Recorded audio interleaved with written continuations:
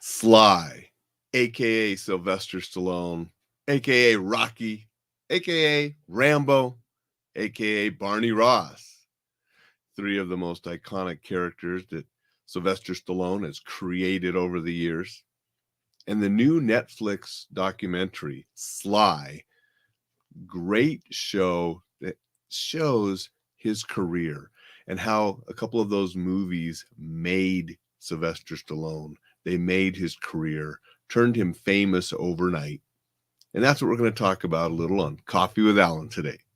Thank you for joining me. I have one of my Rocky cups because I've been a fan of Rocky ever since that first movie back in the early 70s, mid 70s.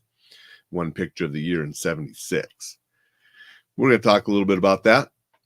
Before we get into that, appreciate everybody that's signing up for the newsletter. Had some more people sign up. Hopefully they signed up before it went out last night. If not, I'll be getting it next week. Even had a phone call this morning from a couple friends that enjoyed the newsletter, but asked if I really had to remind people that Roadhouse came out in 1989, making them feel a little bit older. Yes, Roadhouse came out in 1989, and that was an inspiration for one of the lead articles in last night's newsletter. Hope you enjoyed it.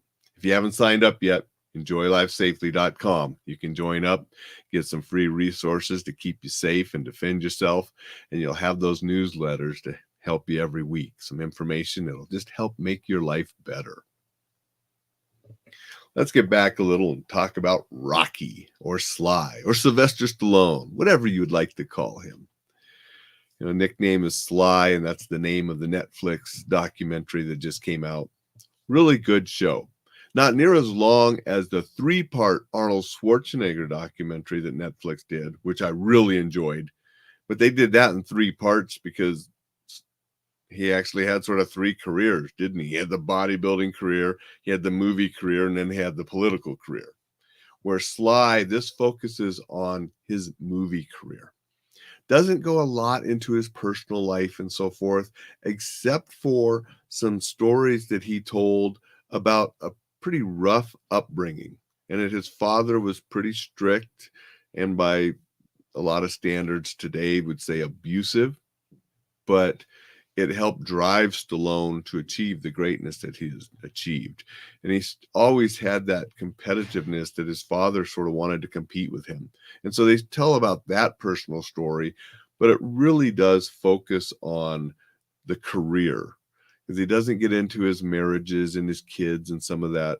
There's a brief little thing in there that in memory of his son who passed away in 2012 at a young age, but it doesn't go into some of the other stuff. It really focuses on the movies, specifically concentrates on the early Rocky movie, which really launched his career. I mean, before Rocky, he had a few small parts in this and that, but when Rocky became the success that it became, I mean, it won Picture of the Year.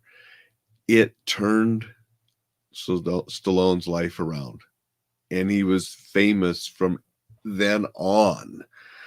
And he even thought he couldn't do any wrong for a while. He had an attitude and so forth, and when he had a couple dud movies that didn't do as well, it brought him back down to life. And in the 80s, then Rambo came. He continued Rocky, but also had the Rambos, competing with Schwarzenegger's movies of that time, and just interesting to see how that played out. Didn't go too much into the rivalry between Schwarzenegger and Stallone back then, but did mention the friendship that became. And Arnold actually appears in the documentary and speaks highly of Stallone and his drive and how he succeeded in those movies. Good morning, Eric. Appreciate that. Eric says Monday, fun day. Every day's a fun day, right, Eric? We got to make every day count. Appreciate you being here. And then the story also, it focuses on how Stallone wrote parts for himself.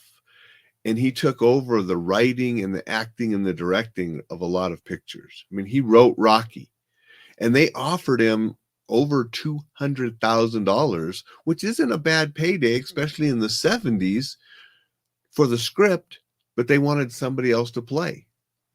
And he said no. And he stuck to his guns and made that movie. And obviously that changed his life.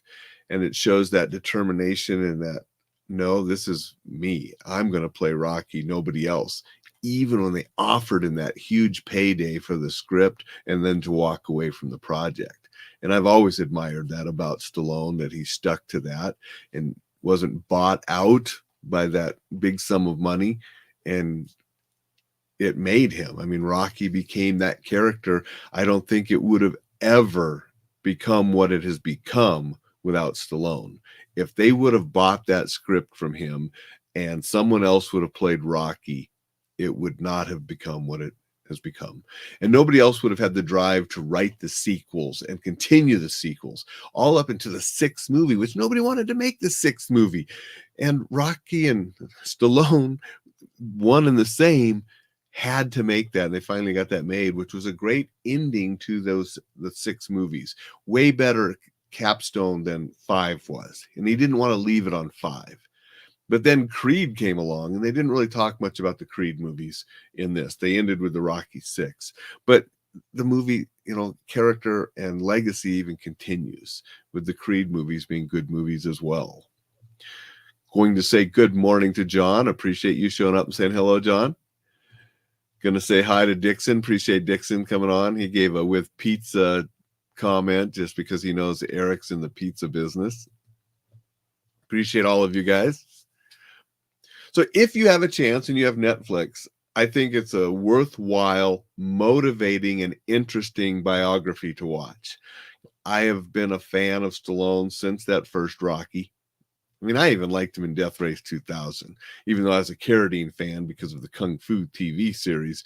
Death Race 2000 had Stallone, and I like that, cheesy classic movie as well. But the Rocky movies, and then the Rambo movies, and then the Expendable movies, what 3 fantastic franchises that are all on Stallone's shoulders. I mean, it was Stallone that really pushed to have Rambo changed from David Morrell's book. David Morrell's book, a fantastic book. I like the author. I really like David's stuff. And the book, though, the character was much different than the character in the movie. I mean, they showed a Vietnam vet that came home and didn't know how to turn off the killing. It was Stallone that sort of pushed for, I don't want to kill everybody. Let's just wound them. And then Stallone really fought that I don't want him to die at the end. I don't really want all these Vietnam veterans to see this and think there's no hope. And so they changed the ending where he didn't die. And then they were able to have the sequels.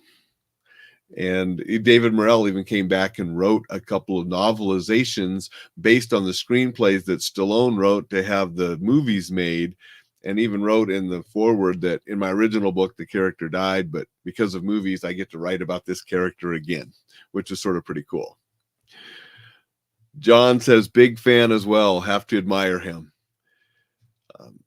Eric says, I've seen Eric Dolan, different Eric. I've seen them all. His new Sheridan series is also great. I agreed that too. The Tulsa King, that is one of Sheridan's TV series. I really like Tulsa King too. I like just about everything Stallone does too. I just like him. I admire everything he's done, and that comes through with his movies and such. Dixon brings up Judge Dredd, which that probably isn't one of the most famous of Stallone's movies, but it was still enjoyable.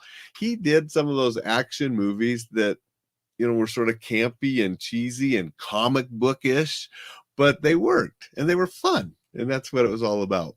He even did that superhero series on Netflix a while back that I enjoyed that too.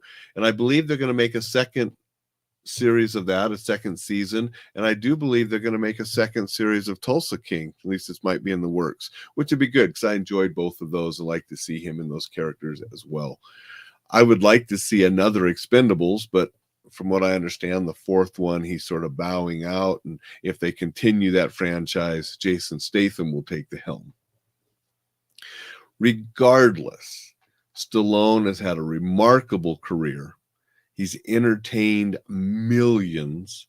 He's made millions or billions with all of his films. And he's created legacies, especially in the Rocky and Rambo characters, that will live on for generations. I hope that Rocky is still motivating people way longer than I'm here and longer than Stallone's here. And I'm sure he hopes that too. So if you get a chance, check out Sly on Netflix. It is an interesting and motivational documentary.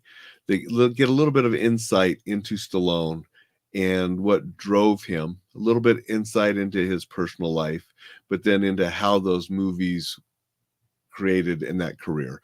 And it's only about an hour and a half long, so it's not a long documentary, but it's a good one.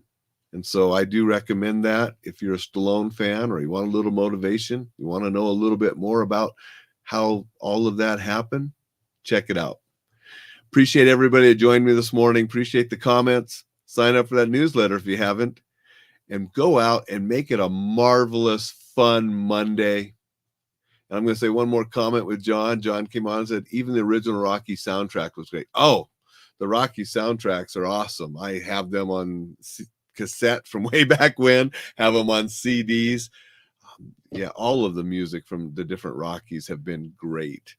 So yes, and those songs and music will live on and have been used for different things. So thanks for bringing that up, John, because that is true. The soundtracks were wonderful. Bill Conti, has done so many great movies. What a genius when it comes to music.